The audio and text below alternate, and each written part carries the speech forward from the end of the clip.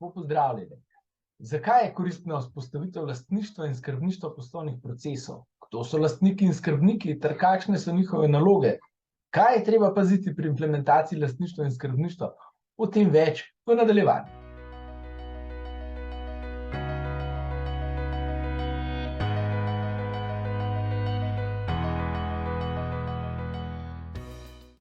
Kot že vemo, je namen menedžmenta ali obvladovanja procesov zagotavljanje njihove učinkovitosti in uspešnosti, s tem pa tudi povečevanje učinkovitosti in uspešnosti delovanja organizacije. Po drugi strani pa tudi zmanjševanje potencialnih tveganj, na primer zaradi neskladnosti izvajanja procesov z zakonodajo. To lahko dosežemo skozi krajše čase izvajanja procesov, zniževanje stroškov, povečevanje kakovosti, na primer z brezšivnimi prehodi med procesi ter njihovo horizontalno integracijo, povečevanjem prilagodljivosti, kjer je to možno in podobno. Digitalna preobrazba je danes ključno sredstvo za doseganje teh ciljev, vendar se moramo zavedati, da samo uvajanje informacijske tehnologije ne zadošča, temveč so potrebni tudi ustrezni organizacijski ukrepi, povezane spremembe v procesih, vzpostavitev ustreznega sodelovanja med organizacijskimi enotami, skozi katere poteka proces ali kjer se izvajajo povezani procesi, zagotovitev semantične podatkovne interoperabilnosti in podobno. Pri tem je ključno obvladovanje procesov od začetka do konca, end-to-end, in tudi povezav med procesi, procesno in podatkovno. Modeli procesov so pri tem lahko veliko pomoč, ne le pri informatizaciji, temveč tudi za ugotavljanje priložnosti izboljšav in digitalne preobrazbe, standardizaciji izvajanja procesa, zagotavljanje brezšivnega izvajanja tako znotraj procesa med različnimi organizacijami oziroma organizacijskimi enotami, kot med procesi, za preverjanje skladnosti izvajanja s politiko, poslovnimi pravili ali zakonodajo, v primeru sprememb procesa preverjanje vpliva na ostale povezane procese. Management procesov in v tem okviru modeliranje procesov je še posebej pomembno in koristno zaradi neprestano spreminjajočih se okoliščin, ki zahtevajo prilagajanje izvajanja, na primer spremembe, izjeme zaradi poplav, organizacijske spremembe in podobno. Seveda je to mogoče le, če modeli odražajo dejansko stanje, zato je potrebno njihovo stalno ažuriranje. V večini okolij je vse to mogoče doseči le, če so ustrezno opredeljene odgovornosti in tudi pristojnosti v zvezi z menedžmentom poslovnih procesov. Nekdo mora biti zadolžen in odgovoren za učinkovito izvajanje procesa, za rezultate oziroma uspešnost, posledično pa za aktivnosti, ki vodijo tja. V okviru menedžmenta poslovnih procesov zato pogosto določimo lastnika in skrbnika ali skrbnike poslovnih procesov ter opredelimo njihove naloge. Ker je v okviru tega projekta poudarek na horizontalnem povezovanju procesov, velja med nalogami, ki sodijo na področje lastništva in skrbništva, posebej izpostaviti razumevanje povezav procesa z ostalimi procesi, s tem pa tudi vzdrževanju modela povezav med procesi, naj si bo na ravni posameznega procesa ali pa globalnega, generalnega procesnega modela. To je mogoče samo v sodelovanju med organizacijami oziroma lastniki in skrbniki posameznih poslovnih procesov, zato je smiselna tudi vloga skrbnika globalnega procesnega modela, ki je neke vrste koordinator, posrednik, facilitator oziroma usklajuje skrbnike in lastnike posameznih procesov, ko gre za skupno infrastrukturo v delu, ki se nanaša na procese in povezave med procesi. Večkrat smo že poudarili pomen menedžmenta procesov od začetka do konca, ne glede na to, ali njegovo izvajanje poteka skozi več organizacijskih enot. To postavlja lastnike pred odgovornost za celoten proces, če tudi organizacijsko ne sodijo tiste organizacijske enote, ki izvajajo dele procesov.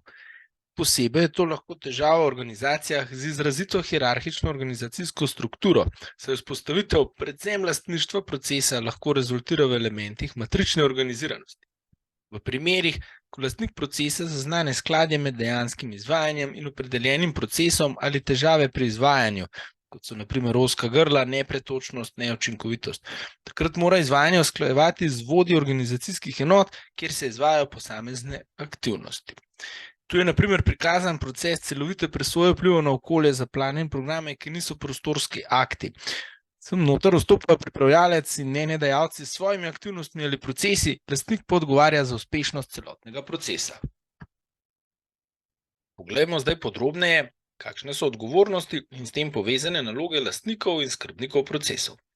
Najprej je potrebno poudariti, da gre za vloge in ne delovna mesta. Praviloma je temu tako, razen morda v primerih, ko gre res za procesno organiziranost. V primeru lastnika poslovnega procesa gre za tipično menedžersko vlogo. Ključna naloga lastnika procesa je kontinuirano izboljšavanje kakovosti in učinkovitosti temeljnega procesa in njegovo usklajenost z drugimi procesi. Na ta način zagotavlja tudi uspešnost procesa. Gre torej za ključnega odločevalca glede poteka procesa in njegovega izvajanja. V zvezi s procesom torej izvaja vse 4 temeljne funkcije menedžmenta: načrtovanje, organiziranje, vodenje, nadzorovanje oziroma kontroliranje procesa. Posebej velja izpostaviti funkcijo, ki jo redkeje omenjamo, vendar je za doseganje ciljev procesa zelo pomembna. Z vodenjem lastnik procesa vpliva na izvajalce in jih poskuša motivirati, da bi dosegli zastavljene cilje, vpliva na organizacijsko kulturo, na primer kulturo stalnega izboljševanja procesov, ter na organizacijsko klimo. Če ne razumemo namena poslovnega procesa, kaj je vrednost, ki jo dodaja strankam v najširšem pomenu besede, lahko je to tudi na primer družbena skupnost, potem ne moremo vedeti, kako naj bo oblikovan proces in kako ga izvajati, da bomo pri tem uspešni. Lastnik poslovnega procesa mora to razumeti in tudi posredovati vsem izvajalcem procesa. Lastnik sprejema odločitve glede opredelitve poslovnega procesa in organiziranosti. Pri tem skrbi, da je proces skladen z zakonodajo, pravilniki in podobno. Seveda je zelo zaželeno, da posamezniki, ki sodelujejo pri izvajanju procesa, posebej pa še skrbniki, predlagajo spremembe in boljše načine izvajanja, vendar odločitve sprejema lastnik. Lastnik tudi kontrolira izvajanje procesa, lahko preko KPI-jev, poročil, ki jih pripravlja skrbnik, lahko pa tudi neposredno. Seveda tudi opredeljuje KPI-je, pri čemer morajo biti ti skladni s cilji organizacije, politikami in prej omenjenim namenom procesa. Na podlagi ugotovitev sprejema odločitve o izboljšavah oziroma spremembah procesa.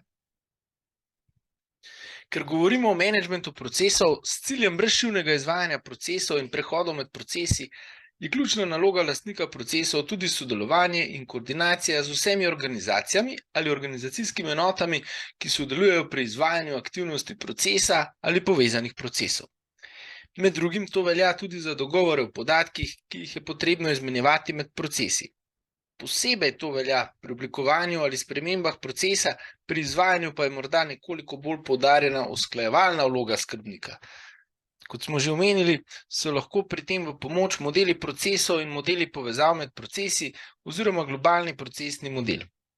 S tem je povezana tudi vloga lastnika procesov pri informatizaciji, saj mora poskrbeti, da se po eni strani pri oblikovanju procesa v okviru digitalizacije v čim večji meri izkoristijo priložnosti, ki jih ponuja informacijska tehnologija, po drugi strani pa je potrebno procese, njihove modele, način izvajanja, zakonske rešitve in pravilnike ter organiziranost prilagoditi novim rešitvam.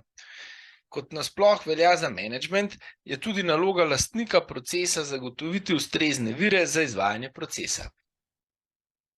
Vloga skrbnika temeljnega procesa je lastnikom procesov nuditi strokovno in metodološko pomoč pri kontinuiranem izboljševanju procesov. Se pravi, da gre za bolj operativno vlogo oziroma je skrbnik bolj neposredno vpet v izvajanje procesa. Pravimo tudi, da skrbnik živi s procesom. Ni pa ta delitev obvezna.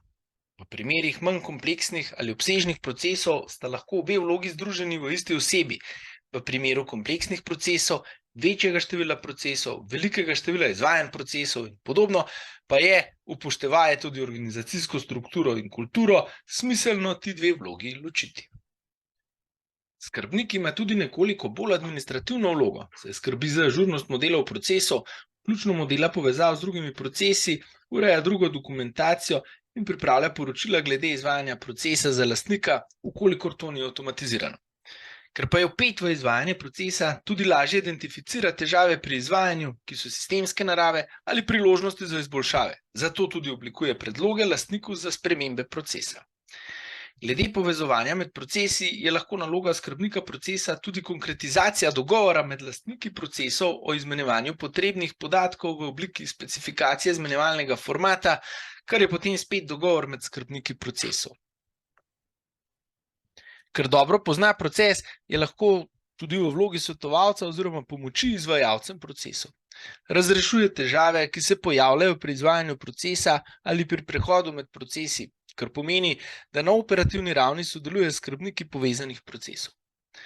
Pomaga tudi pri ustrezni uporabi informacijskih rešitev za izvajanje procesa in zaznava težave s temi rešitvami.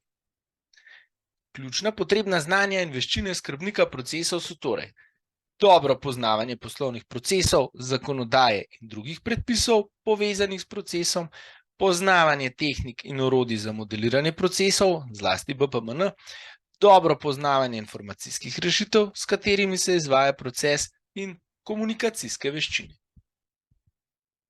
Seveda pa uvedba lastništva in skrbništva ni vedno ravna pot. Kljub splošnim načelom glede vlog in njihovih nalog ter relativno dobro opredeljenega področja menedžmenta poslovnih procesov, se pri implementaciji odpirajo vprašanja in dileme, ki izvirajo praviloma iz specifičnih okoliščin, na primer siceršnje organiziranosti in organizacijske kulture, značilnosti procesov, kot že omenjena kompleksnost, število izvajanj, prehajanje procesa med organizacijskimi enotami ali organizacijami, zakonskimi omejitvami in drugo.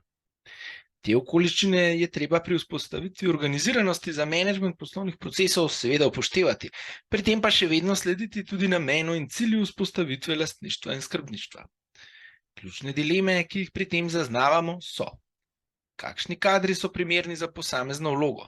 Ali so te vloge vezane na neka obstoječa delovna mesta, znanja, veščine, morda tudi osebnostne značilnosti? Ali je smiselno združiti vlogo lastnika in skrbnika v eni osebi? En proces, en lastnik ali več? Je lahko ista oseba lastnik večjih procesov? Kaj pomeni odgovornost za celoten proces z vidika siceršnje organiziranosti, odgovornosti in pristojnosti? Kako je lahko lastnik odgovoren tudi za izvajanje dela procesa, ki se ne izvaja znotraj njene organizacijske enote? Kako usklajevati oziroma zagotavljati horizontalno povezanost procesov med različnimi organizacijami?